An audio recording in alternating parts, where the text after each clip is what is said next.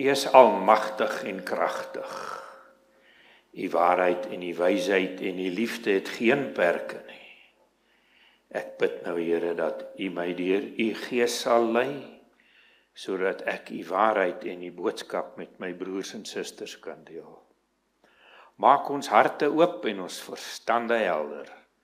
Genees ons van die boosheid en die seer van die wêreld. Pantser ons teen die leuns en die misleiding. Maak ons gehoorsaam aan U wil en gehoorsame disippels van U liefde. Disippels wat mekaar ook so lief het, mekaar ook so leer. Ek bid dit alles in die naam van Jesus, ons enigste verlosser. Amen. Goeiedag, Magaliese gemeente. Baie welkom aan ieder en elk.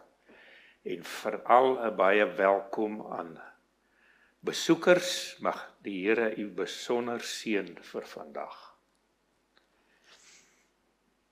Ek het met opgewondenheid geluister na Dou en die getuienis wat ons gehoor het oor dankbaarheid. En ek wil net my stukkie ook gou sê.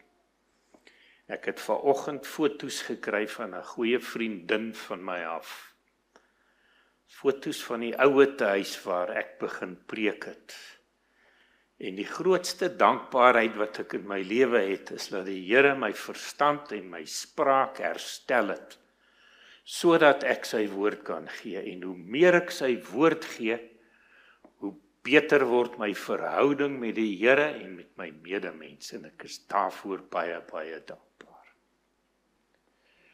Ons skriftuur vandag kom uit Matteus 25 vers 3 en 4. Die onverstandiges het hulle lampe gevat, maar nie ekstra olie met hulle saamgeneem nie. Terwyl die verstandiges saam met hulle lampe ook nog olie in houers gevat het.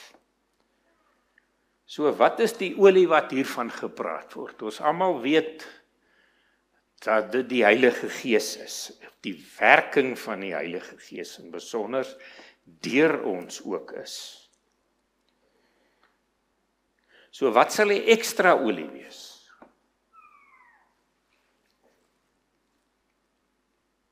Ons het elkeen genoeg olie om by die hemelse poorte in te gaan en dis 'n verhouding met die Heilige Gees. Genoeg olie is wanneer ons die Heilige Gees toelaat om deur ons te werk, om ons te gebruik. En dis wat vandag se boodskap basies oor gaan. In Matteus 25 vers 8, net so eentjie verder, sê dit dat die onverstandiges sê toe vir die verstandigers, gee vir ons van julle olie, want ons lampe gaan dood. Vers 9, maar die verstandiges antwoord nee. Daar's nie genoeg vir ons en vir julle nie. Gaan liewer winkel toe en koop vir julle olie. Hoekom het dit so gebeur?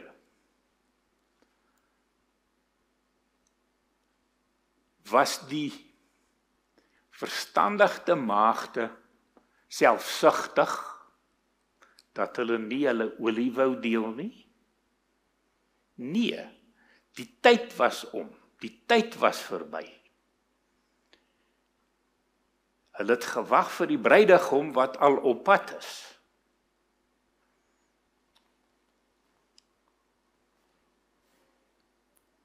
Wanneer Jesus ons kom haal, dan gaan dit ook te laat vir ons wees om ekstra olie te kry.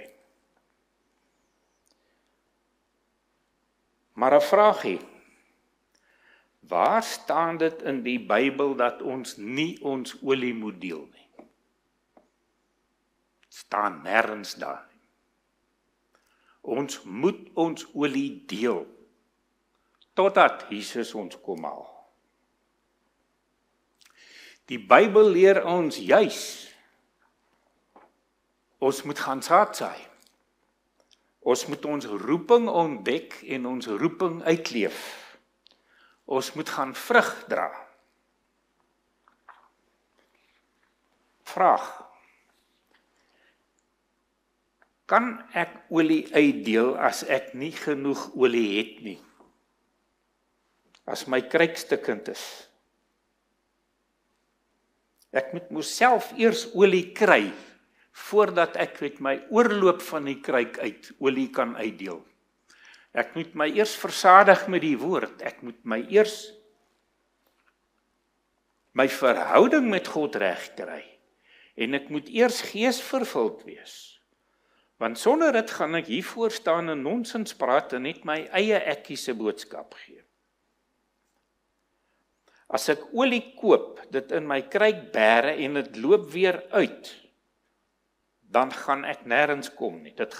As dit net so vinnig uitloop as wat ek dit inkry, met ander woorde, as ek so stikkend is, en ons het net nou van die getuienisse gehoor, ons almal gaan deur siektes, ons almal gaan deur mense wat ons indoen en kwaad maak. Ons almal neem aanstoot. Hoe weet ek ons neem aanstoot? Want ek is hier, ek het partykeer nie 'n wag voor my mond nie. En na die tyd is ek jammer oor wat ek gesê het. So met 'n stikkende kruik, met olie wat uitloop, gaan ons nie genoeg olie kry nie. Ons moet eers regmaak met die Here.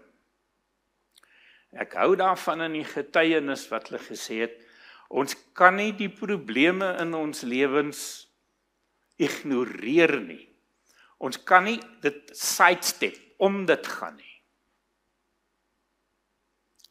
Ons moet dit aanvat, want ek het geleer, as jy nie jou probleme hanteer nie, hanteer jou probleme vir jou. En wanneer ons sukkel met probleme en ons fokus nie by die Here is nie, dan steel die ou Satan ons tyd. Hy wil ons tyd steel en hy ken ons elkeen se geliefkoeste manier wat hy jou kan aanval om jou tyd weg te vat van God af.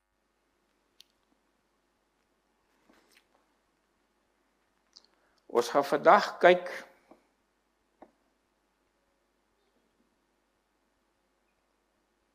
om self genoeg olie te hê, sodat ons self eendag die hemelse poorte kan ingaan en in proses ook ander kan help om genoeg olie te kry.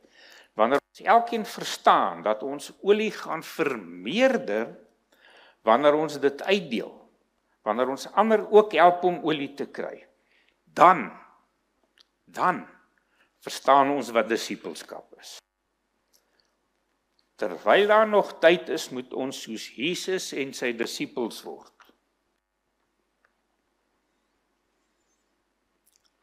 Hoe om olie te kry? Ek wil graag hê dat ons almal hierdie eenvoudige moet speel. Saam met my, almal saam as 'n kerk.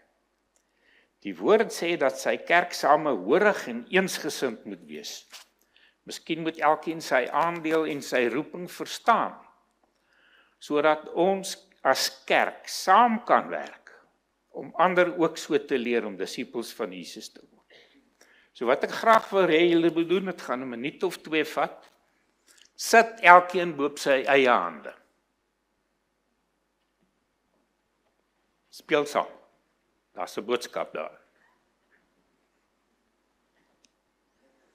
Die woord sê dat ons samehoorig moet wees in saamwerk.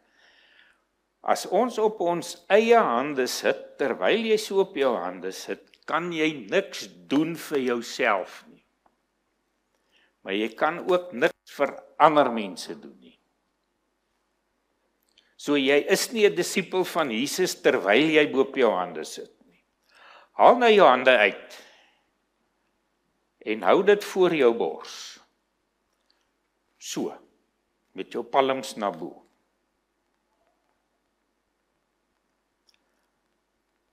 Dink in jou gedagtes en maak 'n besluit om gehoorsaam aan God en sy woord te wees en om toe te laat om deur jou te werk, om hom toe te laat om jou te vervul met sy gees.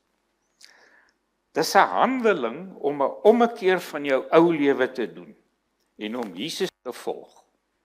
Jy moet dit sê vir God. Jy kan dit nie net dink.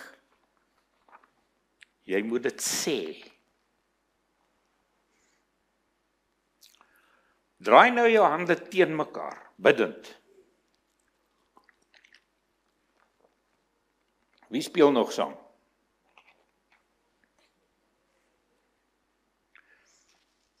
Bid nou en vra vir God om jou aan te neem. Om jou gehoorsaam aan hom te maak, vra God om jou te vervul met sy gees. Vra God om jou te gebruik. Sê vir God dat jy jouself beskikbaar stel, sodat hy jou kan gebruik. Sê dit, Here, hier is ek, gebruik my soos wat u wil en wanneer u wil. Kan jy dit sê? Wil jy dit sê? Daagliks, elke oggend, moet jy jou eie ekkie kruisig. Steek nou op jou hande na bo. Ek probeer julle nie nou karismatiese kerk toe laat gaan nie. Ek wil julle iets vertel daaroor. Dank nou vir God. Sê dankie Here, dat u my aangeneem het en dat u my gaan verander. Dat u my kan gebruik, dat u my kan toeberei en bemagtig, sodat u my kan gebruik. Deur u gees binne my, vervuld, tot oorlopends toe, met vreugde, met liefde, sak gerus julle hande. Dit is met sy krag wat ek 'n gewillige en 'n gehoorsame disipel kan word. Bidend, elke dag. Mense, het jy agtergekom dat dit moeilik is om jou hande so vir 'n ruk in die lug te hou en met God te praat? Dis moeilik. Om 'n besluit te neem om disipel te word is moeilik. Wat kos dit jou? In geloof vervuld, veranderd, bereid om daagliks ten minste een dingetjie vir God en een dingetjie vir jou medemens te doen of te sê, of te getuig. Iets wat vir jou medemens sal help, om ook deel te word van die kerk, om ook sy olie te ontdek, in Jesus liefde. Jesus se verlossing met 'n ander te deel. Die geleentheid te soek en te kry om dit te doen. Daar's soveel geleenthede wat ons mis en nie raak sien nie, omdat ons nie wil nie, ons nie 'n fokus daarop het nie.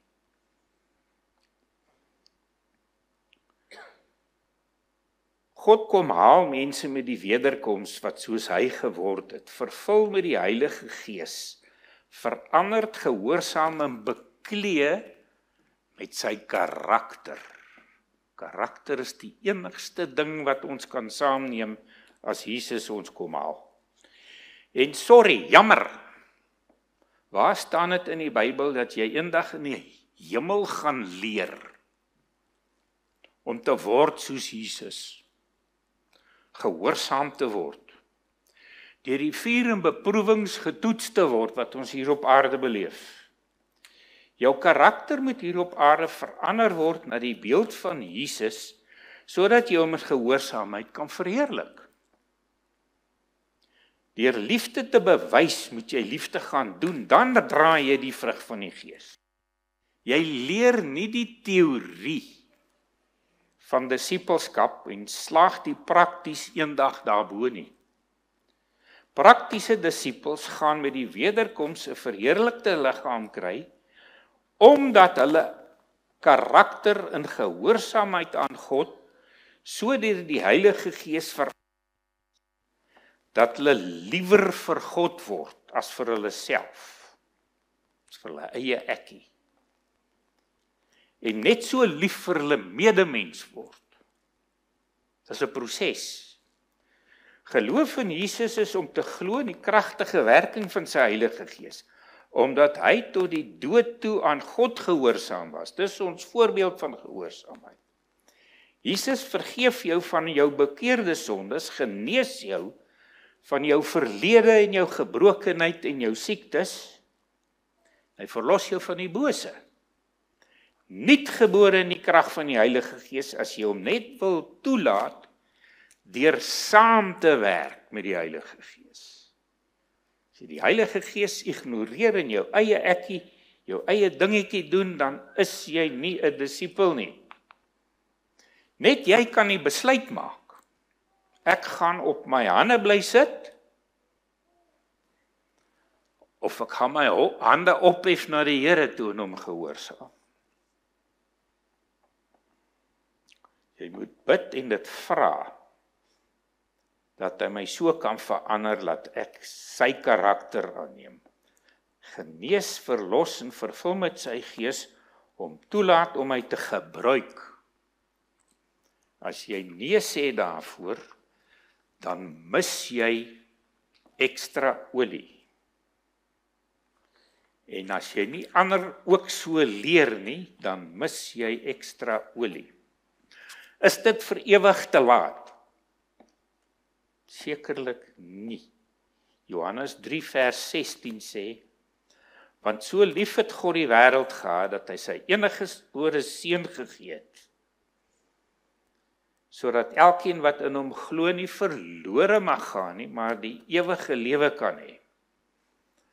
Die ganse hemel stel in ons redding belang. 1/3 van die hemelse engele het hulle by Lucifer geskaar en saam met hom uit die hemel uitgewerp. Die engele moes verstom gewees het dat daar ooit so iets soos hoogmoed in die hart van Lucifer kon ontstaan het. Met die sondeval was daar weer sekerlik opspraak, trane en groot teleurstelling in die hemel. Die hemel hou die verwikkeling op die aarde met groot belangstelling dop. As God die mens so belangrik beskou het, dat hy sy lewe vir die mens gegee het, hoe kan ons dan onverskillig wees met ons redding en ons ewigheid?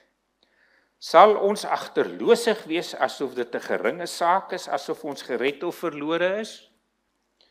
Sal ons die offer wat vir ons gebring was minag? Sommige mense het dit gedoen. Hulle het met die aanbod van genade gespot en God frons oor hulle. God se Gees gaan nie vir altyd bedroef word nie. Hy sal weggaan as hy nog langer so bedroef word. Nadat God alles gedoen het om die mens te red en hulle deur hulle lewens toon dat hulle Jesus se genade offer minag, sal die dood hulle deel wees en dit sal hulle duur te staan kom.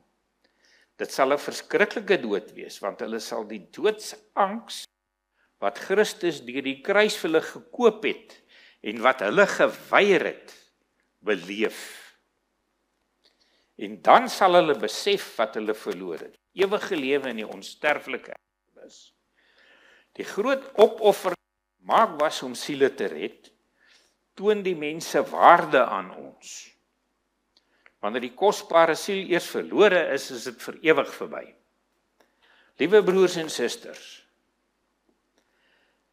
besef jy wat Jesus vir jou gedoen het? Dink na oor die geweldige waarde wat hy aan jou heg, jou persoonlik, en die prys wat hy vir jou betaal het. Al was jy die enigste mens op aarde, sou Jesus steeds vir jou kom sterf het. Moenie sy liefde en genade aanbod versmaai of minag nie. Maak jouself vandag beskikbaar om deur Jesus se Gees gebruik te word.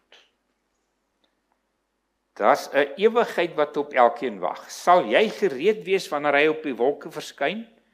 Of sal jy die verskriklike woorde moet aanhoor? Gaan weg, ek ken jou nie. Jou verandering om die olie van die Gees te kry. As jy 'n vermoede het en aannames maak oor jou gawes, jou talente en jou roeping, sonder gehoorsaamheid aan God se wil in die Heilige Gees, dan gaan jy weer terug na jou eie ekkie en dan doen jy net jou eie ding.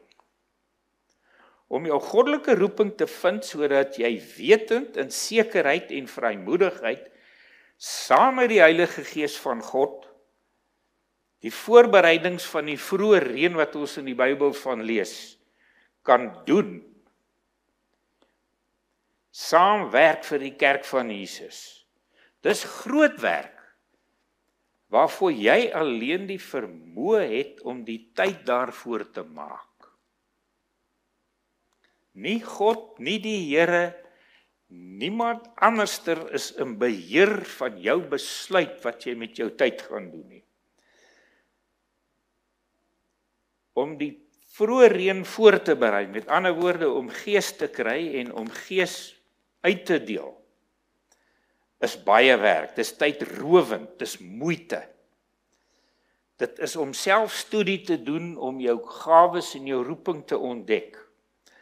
Dis beplanning, om jou lewe te bestuur. Dis skryfwerk, dis meditasie, dis baie gebed. En na oordenking, oorweging en hersiening, nog weer baie gebed.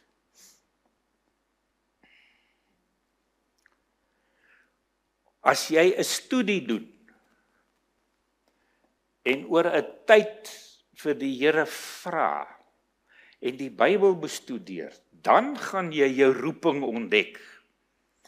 Jy kan nie 'n roeping uitleef wat jy self besluit het, dis my roeping nie. God se Gees moet jou wys wat jou roeping is, wat jou gawes is. Jou roeping is 'n tweesnydende swaard. Ons het vanoggend gepraat van 'n tweesnydende swaard. Hoe meer jy doen vir God en jou medemens, hoe meer kan jy doen, hoe meer word jy bemagtig om te doen, hoe meer leer jy wat om te doen, hoe meer verstaan jy wat om te doen. En as jy verstaan wat jy moet doen en ander so leer, dan word jy 'n disipel van Jesus. Opgewonde en entoesiasties deel jy dan jou roeping en jou getuienis met ander mense. Mense kan dit hoor en sien en aanvoel. Want dis nie in jou krag en jou wysheid nie. Dis omdat jy jou eie ekkie gekruisig het en een kant toe geskuif het en jy daagliks in gebed onderhewig aan die Here en aan sy Gees plaas. Die Bybelse voorbeeld van Jesus en sy disippels te kan navolg, sonder eie waan, sonder trots, wetend, dis nie ek nie, dit is God wat my gebruik, omdat ek hom toelaat. Broers en susters, ek gaan nou met al die liefde wat ek in my hart het vir julle, die volgende Bybelwaarheid deel. As jy nie saam met God in die kerk van Jesus die saad plant en die vroeë reën voorberei vir die laatreën nie, gaan jy nie eers die laatreën kan erken wanneer dit gebeur nie. Jy gaan dit nie kan identifiseer nie. Jy moes voorberei het en geleer het hier op aarde. Heiligmaking moes plaasgevind het deur jou gawes te ontdek, jou roeping saam met die vervulling van die Gees uit te leef. Vervul tot oorlopends toe, sodat jy die oorloop daarvan nie kan binnehou nie. Jy getuig, jy evangeliseer, jy leer ander, jy word gasvry, jy word mededeelsaam, jou karakter verander. Jy word lief vir jou medemens, want jy leer hulle van God se liefde. Hy het jou eerste lief gehad. Jy het oorgegee en jouself beskikbaar gestel. Jy het bruikbaar vir God se Gees geword. Ek's jammer broer en suster, ek kan nie julle ore met mooi woorde streel nie. Sê daar's 'n waarborg in die kerk dat jy aanstoot geneem. En as jy die waarheid praat, gaan jy baie keer aanstoot gee. Ek en jy in ons kerk, die Afrikaanse 7de dag Adventiste van Suid-Afrika, het te min olie as ons nie saam staan en voorberei en almal saad saai nie. Kom ek wys julle iets prakties. Toe ek in die Suid-Afrikaanse lugmag was ek 'n vakleerling. Ek het eers die teorie van my ambag geleer, en toe het ek elektronika en elektrisiteit in 'n college gaan leer, en toe het ek saam met ambagsmanne uitgegaan, om te sien hoe werk hulle. Wat doen hulle? Hoe pas hulle die teorie toe wat ek nou net geleer het? En dan, wanneer ek my vakleerlingskap voltooi het, dan toets die ambagstoetsraad my, en kyk of dit wat hulle verwag van my, of ek dit suksesvol kan doen. Dan eers het ek 'n ambagsman geword. Moet ons nie dieselfde voorbeeld volg in die kerk, as ons Jesus se voorbeeld, die disippels se voorbeeld volg, om eers die gebrokenheid aan te spreek, en dan verder te gaan met die woord nie. As ons die mens se gebrokenheid ignoreer, gaan die mens heeltyd 'n fokus op sy gebrokenheid hê. Meer daaroor praat. Hoe word jy 'n praktiese disipel van Jesus? Hoe dra jy vrug saam met die kerk, saam met die Gees van God? Dis slegs deur goddelike genade wat ons gered word. In gehoorsaamheid, deur sy Gees, wanneer ons saamwerk, en mekaar help en mekaar leer, en saam groei.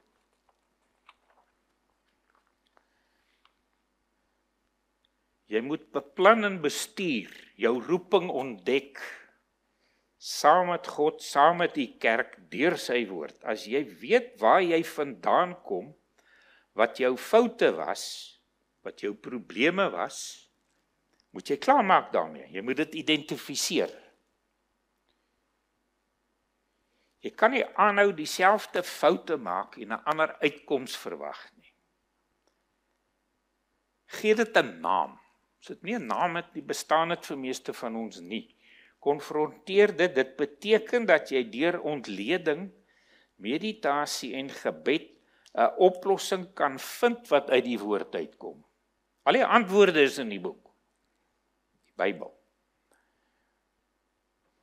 Sodat jy iets anderster kan gaan doen as dit wat jy onsuksesvol bly doen. Iets goddeliks, iets na die wil van God, iets wat die woord as suksesvol reeds bewys het in die Bybel. Onsuksesvolle resultate is meestal die gevolg en die bewys van swak, gebrekkige en geen opleiding nie.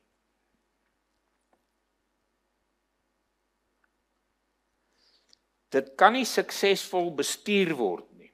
Meeste Christenkerke bestuur die kerk, die logistiek van kerk, finansies, preke, baie suksesvol, om die gras te sny, welsyn.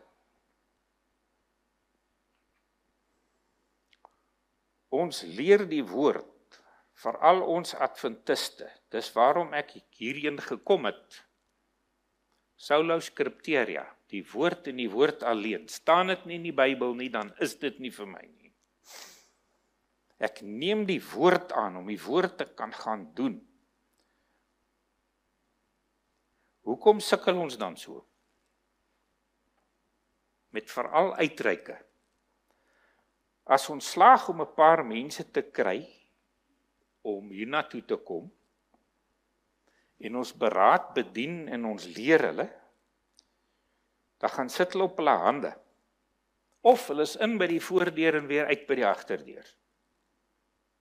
Dis nie Bybels nie, om so onsuksesvol te bly nie. Die kerk groei nie. Wat doen ons dan verkeerd? Kom ons kyk, wat was Jesus se voorbeeld?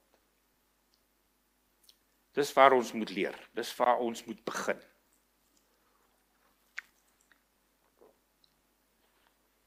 Jesus het die mense eers gesond gemaak. Daar is honderde getuienisse daarvan in die woord. Hy het dorpe vol mense genees. Wonderbaarlik, wonderwerke. En dan het hy vir hulle geleer, gaan en sondig nie meer nie. Ons fokus vir nuwe mense moet wees om eers die gebrokenheid aan te spreek.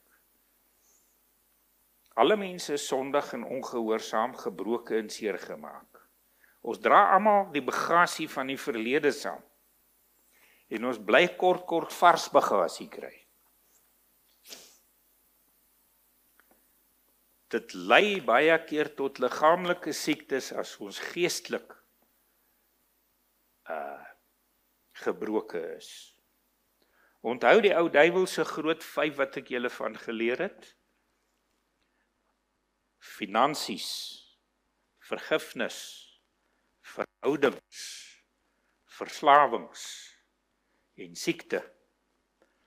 Wanneer hy ons daarmee besig hou, vergeet ons om die Here wat ons leer om op die water te loop, as ons oog op hom het.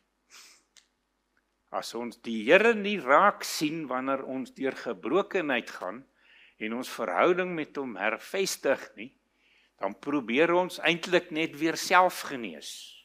Dit gaan nie gebeur nie. Sit op ons hande, as ons nie op Jesus fokus nie.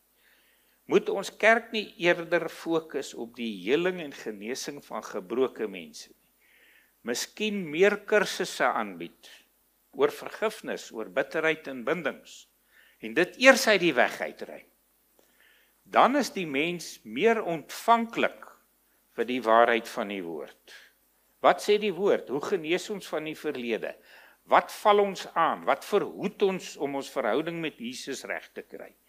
Ek het 2/3 van my lewe gesukkel met dit, en op ouderdom 55. Het ek my hande in die lug opgesteek en gesê, Here, ek is stikkend. Vat my weg of maak my reg. En ek het opreg oorgegee, en die Here het my gewys wat die bindings in my lewe is. En ek het my lewe daarvoor omgegee, my eie ekkie gekruisig.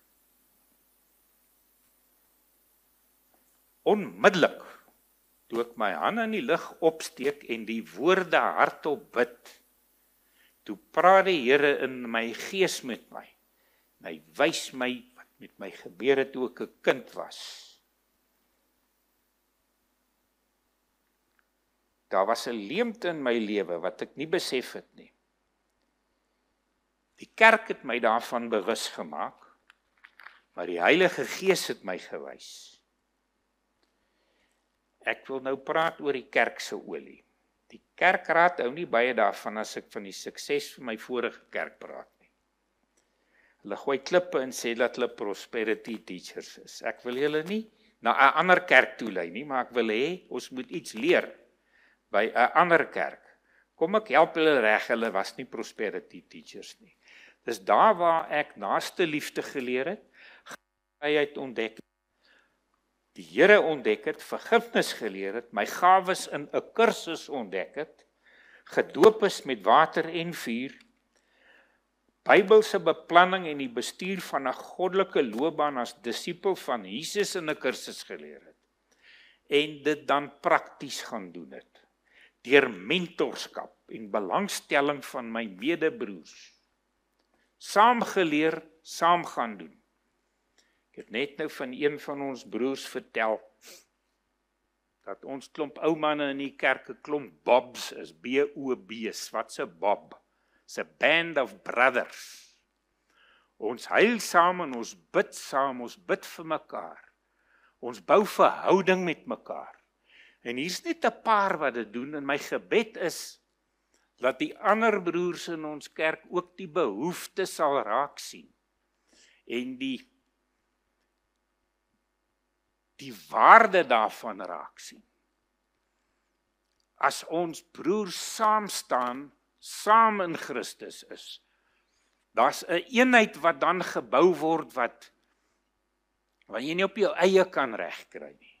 Dan word jy onselfsugtig. Ek het met breinskade in liggaamlike en geestelike siekte daar in daai kerk so kon genees. dat ek kon gaan preek het. Die woord, God is goed, vir altyd. Psalm 100 vers 5. En daarom sê ek, prys die naam van Jesus. Wat is die voorbeeld van suksesvolle mentorskap? Om suksesvol Jesus disippels te maak. Beplanning, bestuur en harde werk in samewerking met God se Gees in jou. Dis 'n padkaart van alles wat God van sy kerk begeer. Oordink die volgende Bybels en logies. Kan stikkende, gebroke, onopgeleide, verwarde en onvervulde mense vir ander mense leer wat reg en verkeerd is? Ek hoor te veel van ouderlinge en leraars selfs. My ou kerk het ek 7 leraars na mekaar oor 'n tydperk van 'n paar jaar bedien, wat gebroke en stikkend was. Een was 'n NG leraar, ek gaan nie sê van waar af nie. Sy vrou het 'n verhouding met 'n ander man gehad en hy's gebroke. Hy was depressief. Hy moes behandeling vir depressie kry. En wat doen die kerk toe vir hom? Hulle skop hom uit. Pleks van dat hulle hom onder die vleuels van die kerk bring en hom help om te heel, skop hulle hom uit. Ek kan nie geglo toe ek het hoor. En hy beland by my op 'n kursus van vergifnis, bitterheid en bindings. En hy ontdek weer die Here, hy maak vrede met die Here, en hy word gedoop en ek kon hom daarin bedien. Maar hoekom gebeur dit so gereeld as ek die regte vrae vir mense vra? Kom ek agter dat 'n hoofdiaken van een van ons kerke sy broer haat. Hy sal hom doodmaak as hy hom in die hande kry. Dit kan nie in die kerk gebeur en dan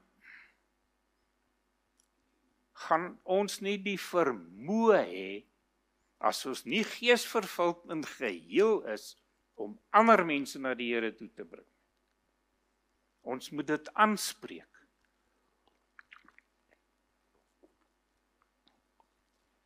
Kom, ek gaan voor, die tyd is vinnig. Wat is die voorbeeld? Dis beplanning. In 2 Timoteus 1 vertel Paulus hoe hy onophoudelik dag en nag in sy gebede aan Timoteus dink en hoe hy daarna verlang om hom weer te sien. Dit spreek mos van 'n intieme verhouding. Hy herinner vir Timoteus in vers 6 dat hy die genadegawe wat God hom gegee het, soos vuur weer moet aanblaas. Dis wat broederskap en susterskap moet doen. Want die Gees vul ons met krag en liefde en met selfbeheersing. In vers 13 van 2 Timoteus 1 sê hy, neem die woorde wat jy van my gehoor het as voorbeelde van gesonde verkondiging en volg dit na in geloof en in die liefde van Jesus.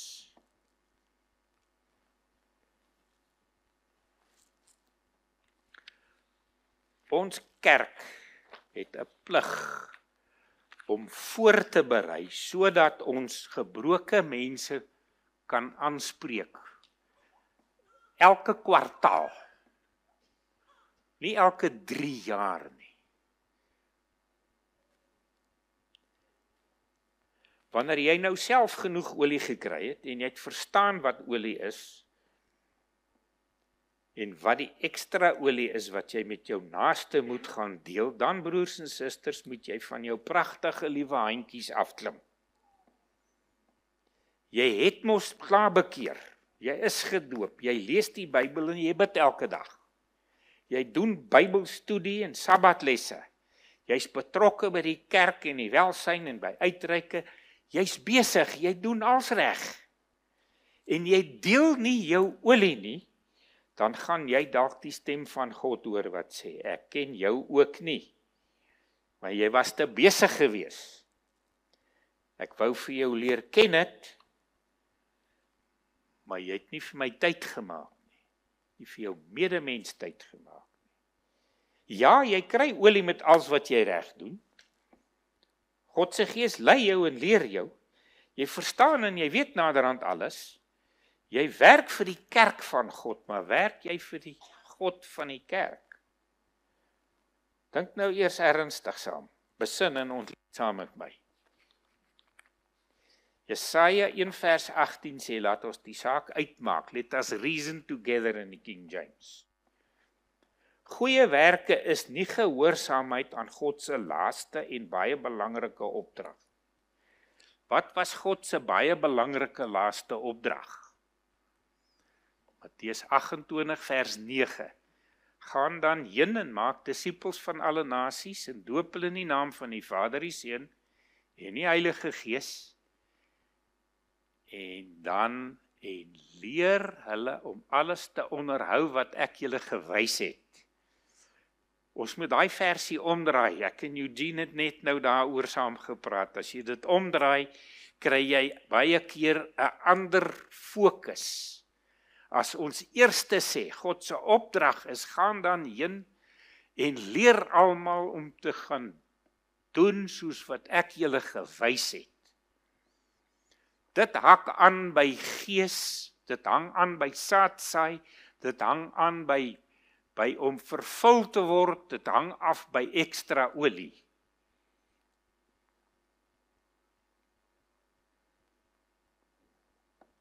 Die boodskap sê, leer en lei hulle in Matteus 28:19. Die NIV sê, teaching them to obey everything I have commanded you. Dis 'n opdrag, 'n bevel. Gehoorsaam my jou Skepper en gaan leer jou naaste om my ook te gehoorsaam. Jy kry olie as jy leer, as jy verstaan, as jy dit deel. As jy deelneem aan die kerk van Jesus. Ons kan nie net gaan doen nie, ons moet leer sodat ons ander kan leer. Jy moet opgelei word, jy moet jou roeping en jou gawes ontdek. Goed.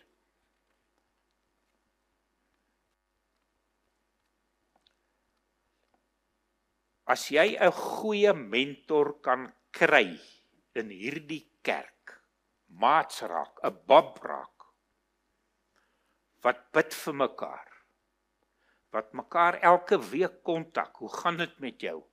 As die persoon nie by die kerkdiens opdag nie, om bel en sê, ek was bekommerd oor jou, waar was jy? Kan ek help? Dis wat broederskap is. Mentorskap se definisie is, dit is jou gids, wat meer ondervinding as jy het, wat jou lei, leer en monitor, om prakties dit wat jy geleer het te gaan toepas. Het jy 'n geestelike mentor in wie se voetspore jy kan volg? 'n Disipel is iemand wat in Jesus se voetspore volg en dan weer sy naaste leer en wys om ook in Jesus se voetspore te volg. Dis werk met mense, dis verhoudings. Dis praktiese werk, intieme werk. Saam met God soos Jesus in gehoorsaamheid deur sy Gees wat binne jou hart werk. Dis ekstra olie. As jy nog nooit 'n mentor gehad het nie of nooit een van iemand was nie, dan het jy dalk te min olie. Die beloning vir olie. Ek het nog 2 kort gedagtes hier. Wat's die beloning vir genoeg olie? 1 Tessalonse 4 vers 13 tot 18 sê, maar broers, ek wil nie hê dat julle onkundig moet wees met betrekking tot die ontslapelis nie, sodat julle nie treur soos ander wat geen hoop het nie. Vers 14. Want as ons glo dat Jesus gesterwe en opgestaan het, dan sal God ook so die wat in Jesus ontslaap het, saam met hom bring. Want dit sê vir ons, vir julle deur die woord van die Here, dat ons wat in die lewe oorbly tot by die wederkoms van die Here, die ontslapenis hoegenaamd nie sal voorwees nie. Want die Here self sal van die hemel neerdaal met 'n geroep, met die stem van 'n aartsengel en met geklank van die besuin van God. En die wat in Christus gesterf het, sal eerste opstaan. Daarna sal ons wat in die lewe oorbly saam met hulle in die wolke weggevoer word, die Here tegemoet in die lug. En so sal ons altyd by die Here wees.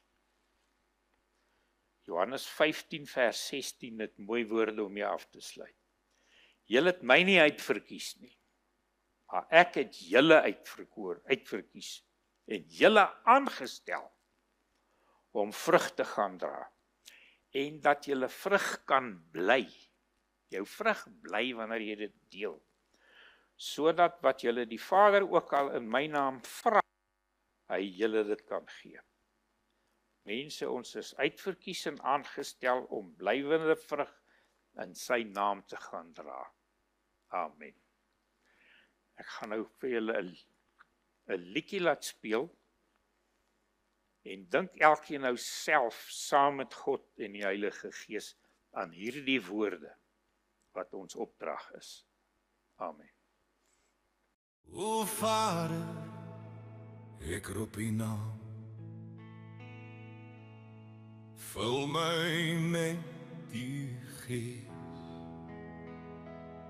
Lei my weg van vleeslike begeertes en laat my wandel in die waarheid. Die vrug van die Gees is liefde wat rein is, vreugde wat helder soos 'n fontein vloei, vrede wat my hart vul soos 'n rivier, en geduld wat wag op die tyd alleen, vriendelikheid wat ander dra, goedheid wat uit uw hart vloei, geloof wat nooit wankel nie, en sagmoedigheid wat die lig wys, selfbeheersing wat die vlees stil maak, 'n Gees wat altyd na jy luister. Teen sulke dinge is daar geen wet nie, want die Gees bring lewe, die Gees bring vryheid. O Vader, ek prys U naam, laat my wandel in die Gees, nie my eie begeertes nie, maar U wil alleen. Seën my met wysheid, seën my met lig. Die Gees lei ons in waarheid, die Gees herinner ons aan U woord. Die Gees leer ons om U lief te hê en om U geboei te behou. Die Gees gee krag in swakheid, die Gees bring troos in pyn. Die Gees gee hoop in donker dae en wys die pad van regverdigheid. Die Gees leer ons om te bid met sugte wat nie uitspreekbaar is nie. Die Gees getuig dat ons die kinders is en roep uit, Abba, Vader. O Vader, ek prys U naam, laat my wandel in U Gees, nie my eie begeertes nie, maar U wil alleen. Seën my met wysheid, seën my met lig. Die Gees gee wysheid nie van mense nie, die Gees gee insig nie van hierdie wêreld nie. Die Gees openbaar die verborgenhede van U hart en wys ons die weg na lewe. Die Gees maak ons tempels heilig, die Gees seël ons vir die dag van verlossing. Die Gees laat die dorstige drink, die Gees laat die hongerige eet, Die Gees is olie in ons lampe, lig vir die nag, ook vir die dag. Ek vra nie goud, ek vra nie rykdom, ek soek nie eer van mense nie. Ek vra net u Gees, u wysheid, u insig, want u is my lewe, u is my alles. O Vader, ek prys u naam. Laat my wandel in u Gees. Nie my eie begeertes nie, maar u wil alleen. Seën my met wysheid, seën my met lig. Vrak van die Gees, vul my lewe. Liefde, vreugde, vrede, laat dit vloei. O Vader, ek wandel in die lig. Tot in ewigheid, tot in ewigheid.